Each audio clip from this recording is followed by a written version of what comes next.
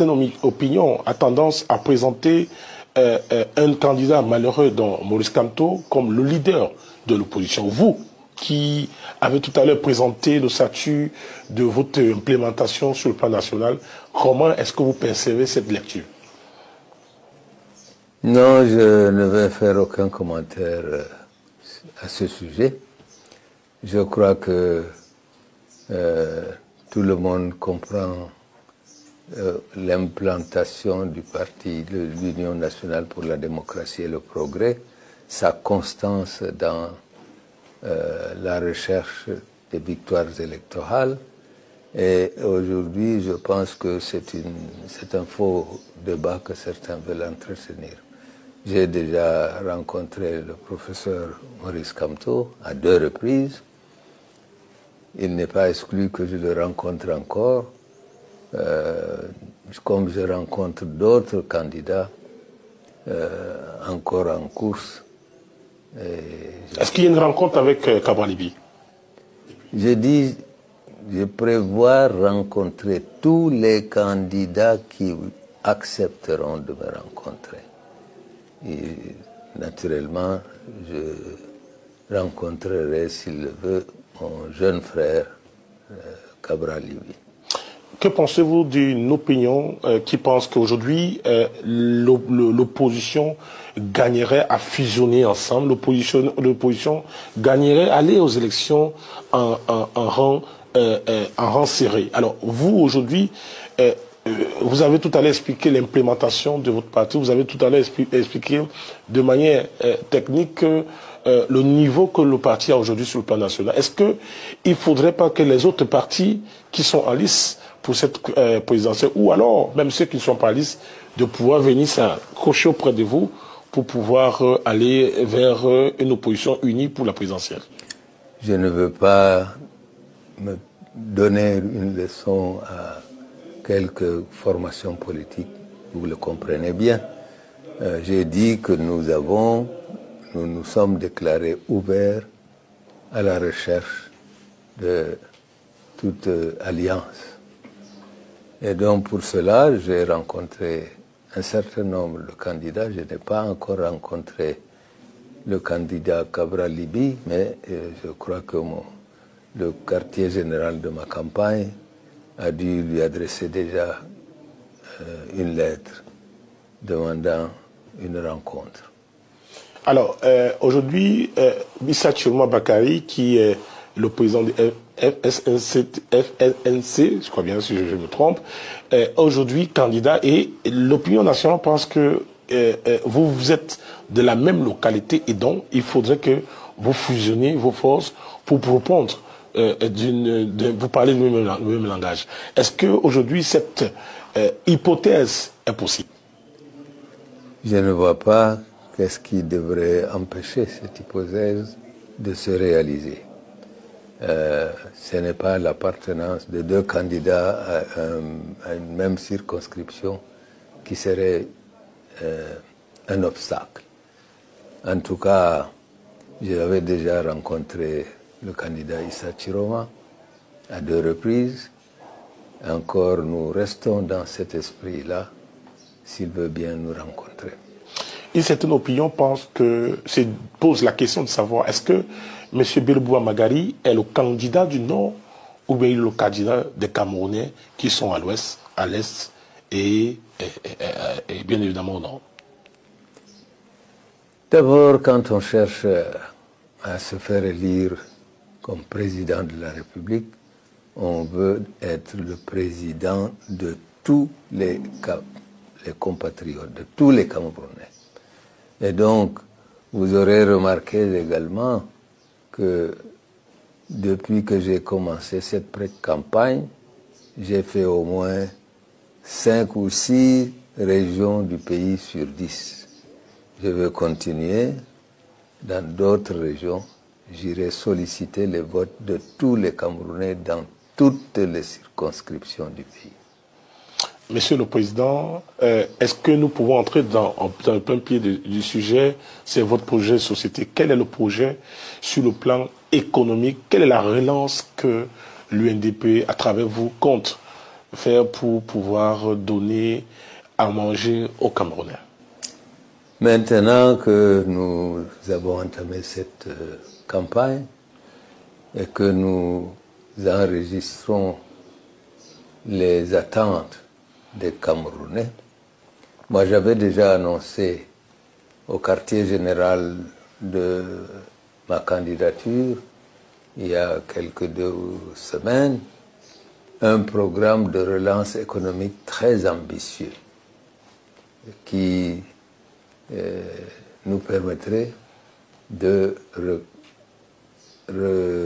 répondre, au moins dans les premières années, aux problèmes que nous aurons enregistrés. C'est un programme qui ambitionne de réunir quelques 60 000 milliards de nos francs. Comment? D'abord en sollicitant essentiellement les ressources internes, ce qui n'exclut pas naturellement que nous voyons une fois de plus aussi avec nos partenaires étrangers comment ils peuvent nous aider à implémenter ce programme ambitieux. Sur le plan international avec la diaspora, vous êtes à Kosseri, à un pas du Tchad. Il y a l'électorat de ce côté. Que proposez-vous dans votre projet de société pour la diaspora? D'abord, c'est de répondre à leurs préoccupations, pas seulement la diaspora du Tchad, mais les diasporas partout dans le monde, qui demandent pourquoi est-ce qu'aujourd'hui les lois en vigueur au Cameroun les excluent un peu et les privent de la double nationalité, du droit de vote. Je crois que nous enregistrons leurs préoccupations et nous comptons bien nous adresser à eux. Monsieur le Président, vous êtes en tournée. Vous avez dit tout à l'heure que vous avez fait plus de 5 régions. Il vous reste encore quelques régions à visiter. Est-ce que lorsque vous descendez sur le terrain, vous voyez vraiment la misère des Camerounais? Qu'est-ce que les Camerounais vous disent de manière concrète? Quels sont les besoins, vous qui avez déjà fait ces régions? Je croyais avoir répondu à votre question. Je dis encore une fois, les Camerounais ont des problèmes essentiels, n'est-ce pas, à savoir l'alimentation, l'éducation de leurs enfants, beaucoup d'autres problèmes que nous enregistrons et dont nous tiendrons compte. Le Cameroun aujourd'hui fait face à beaucoup de fronts. On a le Boko Haram, on a le côté du nord-ouest, la crise anglophone. Et une fois président, quelles seront les mesures que vous allez prendre pour pouvoir ramener rapidement, de manière concrète, la paix de ce côté-là? J'ai déjà dit lors de ma première conférence de presse à Yaoundé que dans les 6 premiers mois de mon mandat, si je suis élu, je veux convoquer un dialogue national réellement inclusif. Oui, vous aviez rappelé que je suis longtemps dans l'administration, ça veut dire que j'étais là quand il y avait le dialogue national, mais une des impressions que j'en ai tirées, c'est que cette nécessité d'un dialogue inclusif réellement n'a pas été atteint, mais également les problèmes exprimés n'ont pas toujours trouvé les solutions complètes et nous allons nous y attaquer. Vous avez suivi comme nous un média de l'autre côté de Paris, je vais le nommer Jeune Afrique, qui a traité les opposants de bêtes d'Afrique. Quelle perception avez-vous reçue après la publication de ce numéro? J'espère que les résultats que nous obtiendrons ensemble ou en tant que parti politique les amènera à une meilleure lecture de la situation réelle au Cameroun. le président Biya est-il un adversaire prénable pour vous, vous qui avez été à ses côtés pendant longtemps? C'est comment? Prénable? Est-ce qu'on peut le renverser? Est-ce qu'il est capable? Est-ce qu'aujourd'hui, le code électoral qui, aujourd'hui, est contesté par une certaine opinion, parmi lesquelles l'opposition, est-ce que ce code électoral pourra permettre à l'UNDP de vaincre Biya qui est du NDPC? Si je n'avais pas la conviction que on peut se présenter à une élection présidentielle au Cameroun et la gagner, je ne me serais pas présenté. Je crois que la réponse vous dit tout. Une fois président au soir du 12 octobre, M. Belou-Bois Magari, quelles seront les grandes lignes? Quelles seront les premières décisions que vous allez prendre, les 2 premières décisions? Non, c'est surtout, comme je l'ai dit, dans les 6 premiers mois du mandat que je veux m'organiser. Ce n'est pas dans une semaine ou 2 semaines. Cela sera connu. Le Grand Nord aujourd'hui gangréné par l'absence d'eau potable, les classes, il n'y a pas de salle de classe, il n'y a pas l'éducation véritable. Vous avez vu vous-même durant votre séjour ici comment les gens peinent à aller chercher de l'eau qui est aujourd'hui la mamelle essentielle pour des familles. Alors, est-ce que aujourd'hui on peut dire que l'UNDP a été écouté par ces femmes-là, par ces mamans-là, par ces enfants-là qui ont soif du changement? Je crois en tout cas que j'ai rencontré suffisamment de femmes pendant ma tournée, suffisamment écouté leurs récriminations. Maintenant, une fois élu, je pourrais faire un point encore plus précis avec les institutions en place de l'administration camerounaise. Monsieur le Président, on va bientôt sortir de notre entretien. Mais avant de sortir, Monsieur le Président, est-ce qu'il y a un mot que vous voulez, de fin que vous voulez envoyer à l'endroit de la population camerounaise et de la diaspora camerounaise? Oui, c'est d'abord pour leur dire que je suis très heureux de tout ce qu'ils ont pu me dire pendant ma pré-campagne. Je vais encore continuer cette campagne pendant les quelques jours qui nous restent de l'ouverture de la campagne officielle, mais aussi pendant la campagne officielle. Avec mes camarades, nous nous organisons bien et qu'il reste assuré que nous nous présentons pour défendre leurs intérêts. Et nous n'avons aucun doute que cela est possible encore au Cameroun. Merci, M. Belou-Bois Magari, d'avoir accordé cet entretien exclusif à Tchad 24. Merci beaucoup à Tchad 24 de me donner cette occasion. Je sais que vous êtes un média très écouté, non seulement au Tchad, mais au Cameroun. Et je repars plus rassuré encore que mon message sera bien relayé. Belou-Bois Magari. Monsieur Belou-Bois Magari est aujourd'hui candidat à l'élection présidentielle du 12 octobre au Cameroun. Ensuite, comme je l'ai dit tout à l'heure, c'est mon parti, l'Union nationale pour la démocratie et le progrès, qui m'a investi. Et notre candidature a été validée parmi 13 autres candidatures. Aujourd'hui, il en reste peut-être 12 ou 11. Et il fallait que je vienne. J'ai décidé d'aller dans toutes les régions du Cameroun.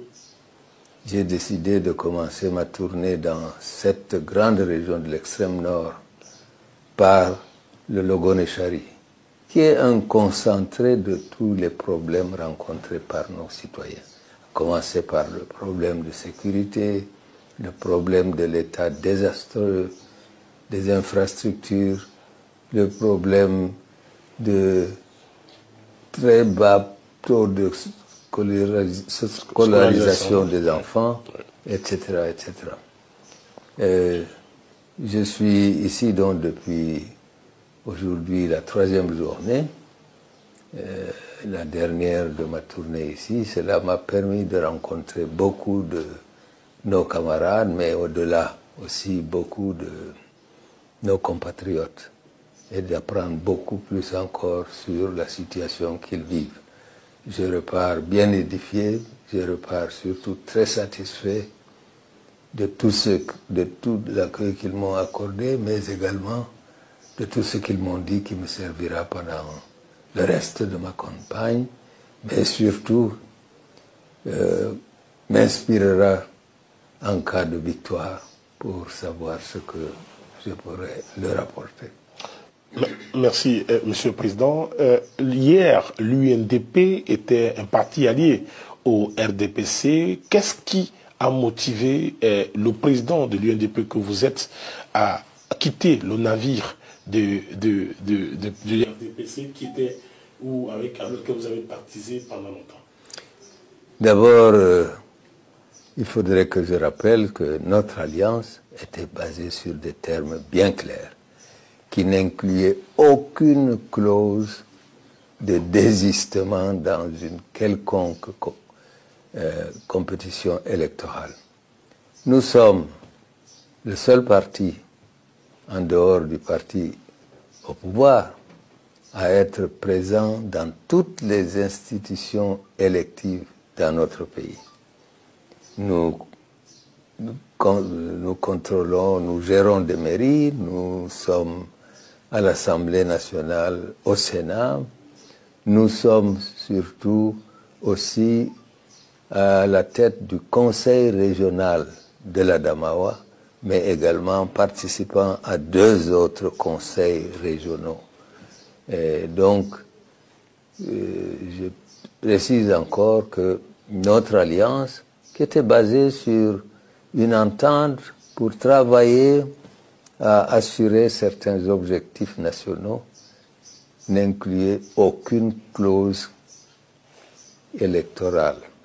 Et donc, nous exerçons là le droit que nous reconnaissent la Constitution et les lois en vigueur au Cameroun.